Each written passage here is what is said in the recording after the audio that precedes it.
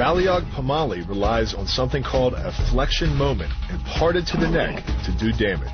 An average man's neck can withstand about a 140 foot-pound flexion moment.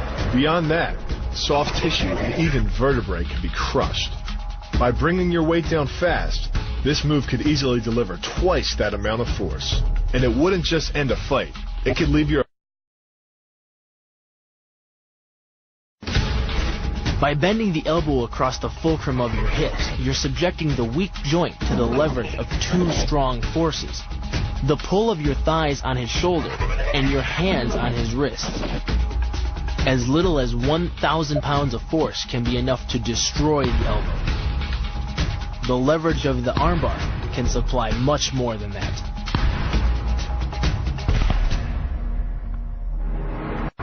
You use the strength of your legs to maintain your dominant position while you secure the choke. Just a few pounds of pressure on the collar of his gi is enough to reduce the blood flow to the brain to a trickle and end the match. Hold this move for 10 seconds and the fighter will black out. Hold it just a bit longer and he's dead. The sacrifice throw is a simple lesson in conservation of energy. The stronger the opponent attacks, the further he gets thrown. It works like a catapult, where your opponent's momentum supplies the counterweight. The faster he's going, the further he's going to fly, and the harder he's going to land. The throw works just like a crowbar, where your leg is the lever and your hip is the fulcrum.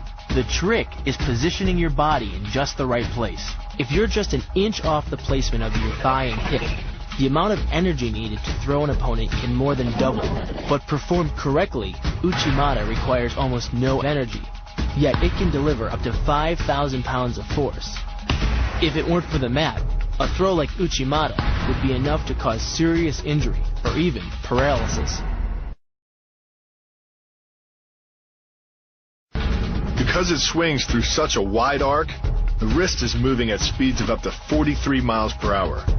And since the radius doesn't deflect or compress nearly as much as a fist, it can deliver a staggering blow, like being hit with an axe handle or a baseball bat.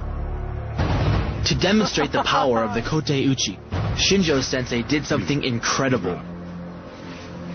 I'm gonna go over there.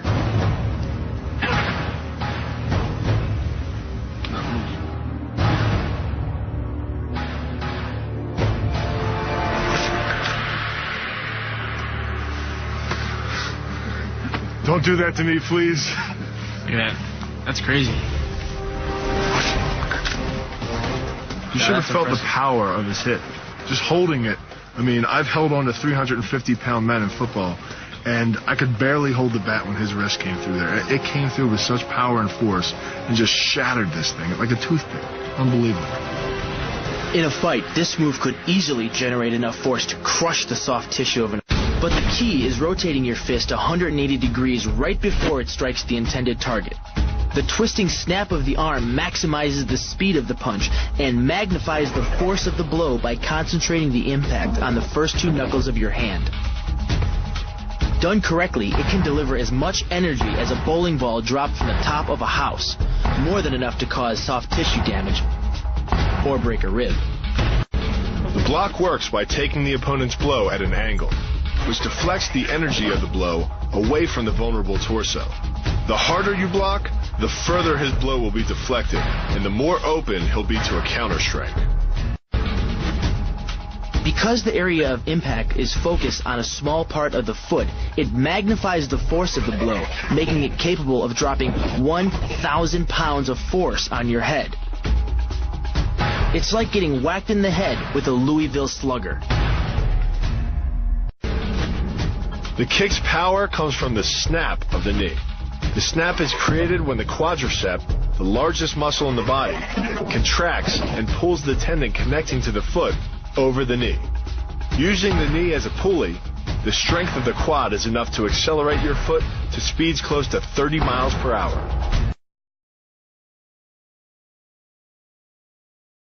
This kick is all about speed.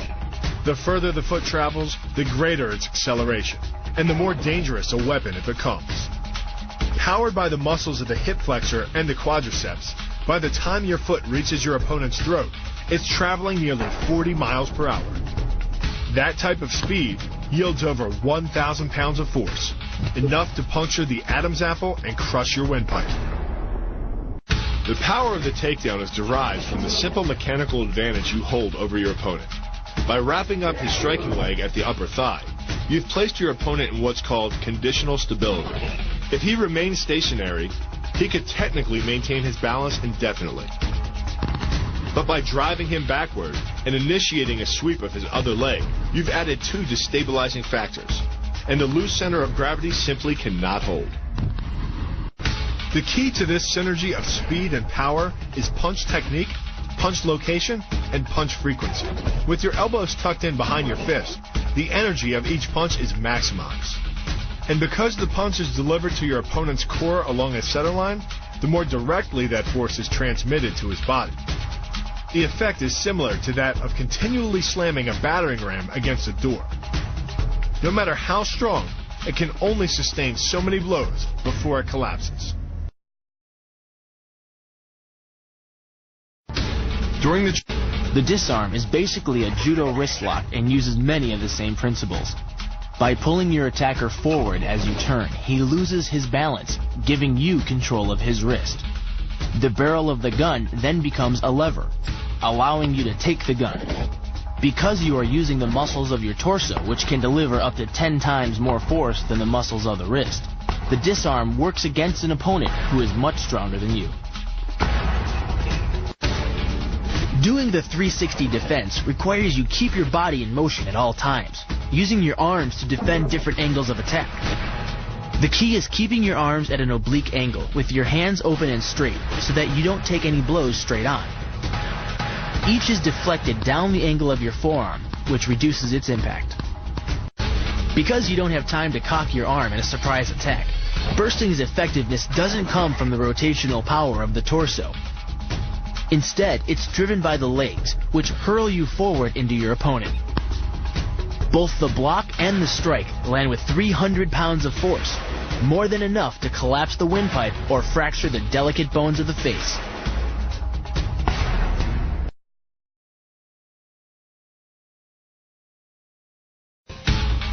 But the real damage from the knee bar doesn't come from gravity.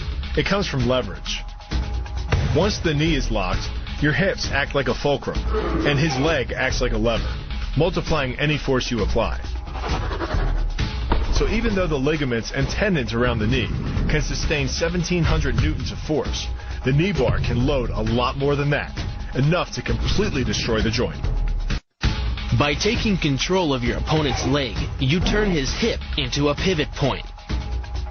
And there are two forces being imparted about the pivot point, one by the arm above and one by the sweep below.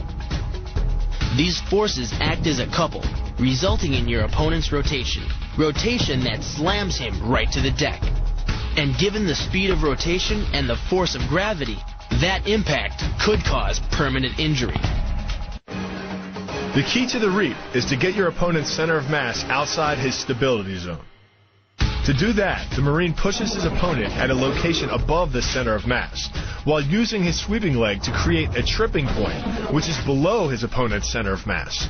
Once the loss of stability has occurred, gravity does the work, and the damage.